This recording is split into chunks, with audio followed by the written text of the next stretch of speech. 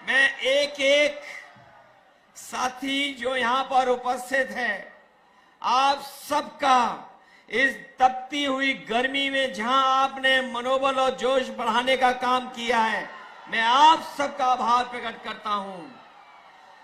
जहां चुनाव लगातार आगे बढ़ता चला जा रहा है और जब मैं यहां पर पहुंचा हूं, देवरिया की वो महान धरती, एक ऐसी धरती देवरिया जिसको देवों की धरती माना गया,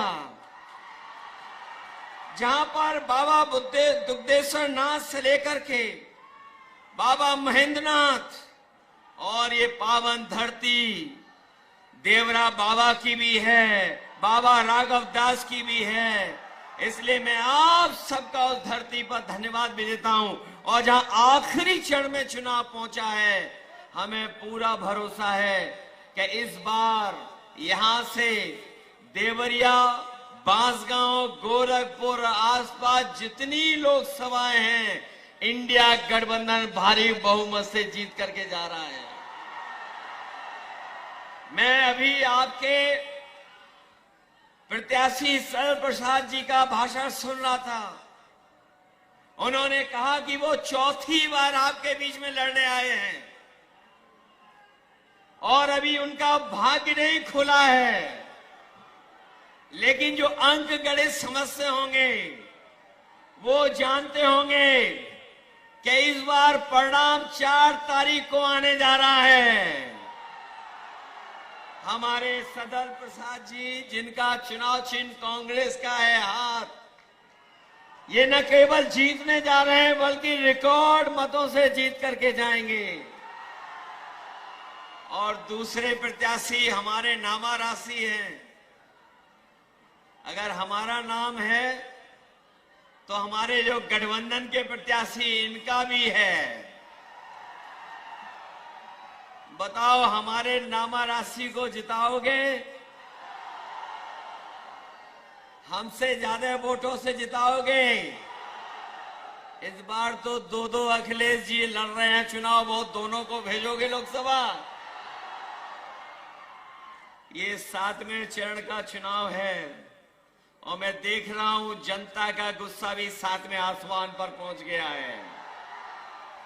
जिन लोगों ने झूठी बातें, झूठे वादे किए, आज वो जनता में अपनी बातों को कहते लड़खड़ा रहे हैं।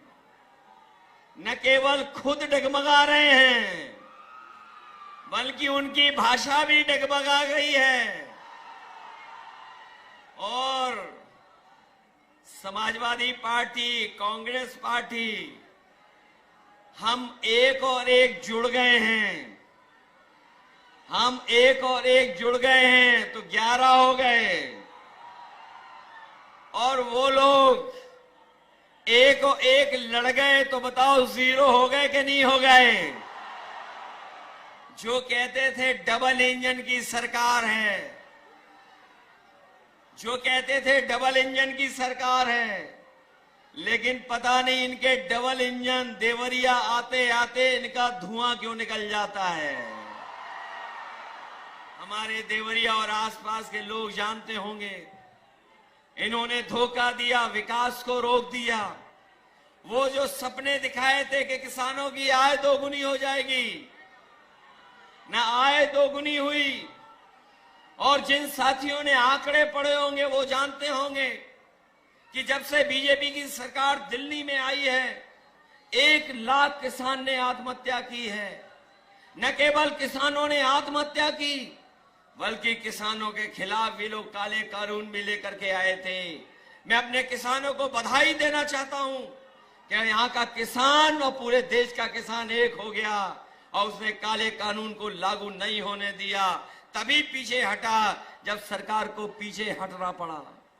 इसलिए जहां इन्होंने किसानों को आय दोगुनी का सपना दिखा करके धोखा दिया, वहीं हमारे नौजवान जानते होंगे उनकी हर परीक्षा का पेपर लीक हो गया। एक के बाद एक पेपर लीक हुए, 10 से ज्यादा पेपर लीक हो गए। न नौकरी मिली, न रोजगार मिला। जो लोग कहते थे निवेश लाएंगे, लेकिन निवेश न गोरखपुर पहुंचा, न देवरिया पहुंचा।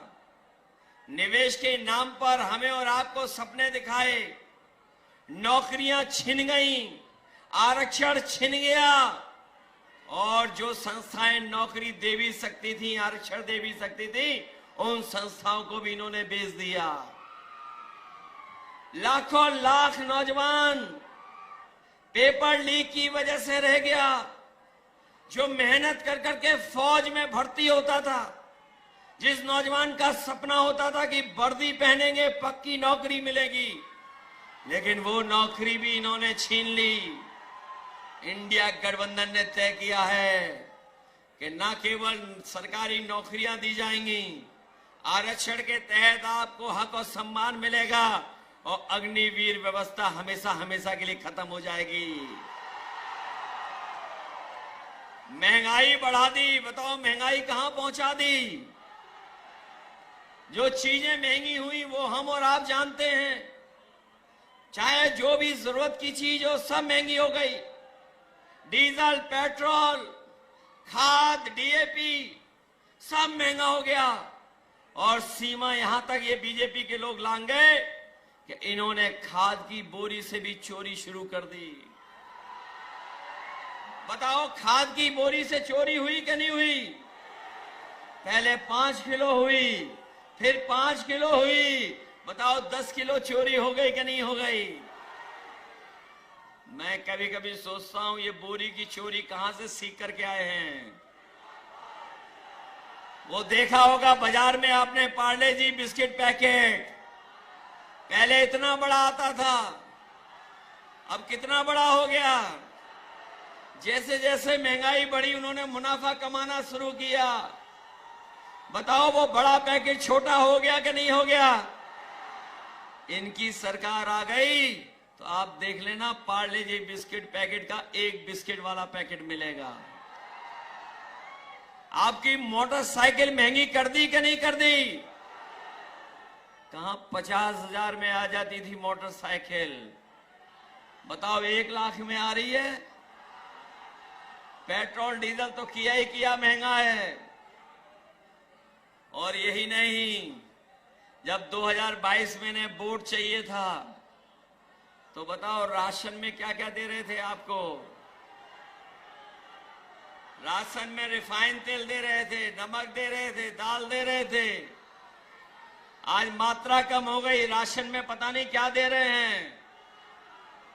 भरपेट गरीब खाना नहीं खा सकता है। इसलिए समाजवादी पार्टी और कांग्रेस पार्टी ने भी तय किया है कि सरकार बनेगी 4 जून के बाद तो राशन की मात्रा बढ़ेगी, गुणवत्ता बेहतर होगी, पैकेट का आटा और डाटा भी फ्री देने का काम होगा। इसलिए मदद करो सब लोग। मदद करोगे आप लोग? बताओ परिवर्तन की हवा चल रही कि नहीं चल रही है? देवरिया वालों, हवा चला रहे हो कि नहीं चला रहे हो? ये पूर्वांचल के लोग हैं, इस बार रुकने वाले नहीं हैं।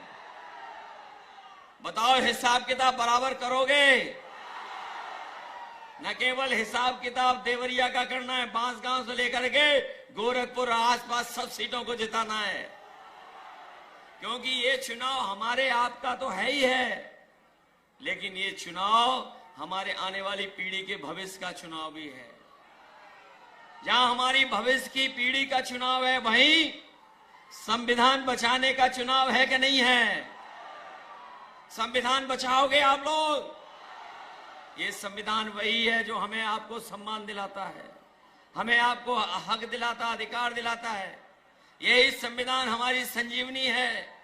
मैं अपनी बात को कहता हुआ खत्म करता हूं कि रोटी, कपड़ा और मकान, लेकिन सबसे पहले हमें बचाना है संविधान।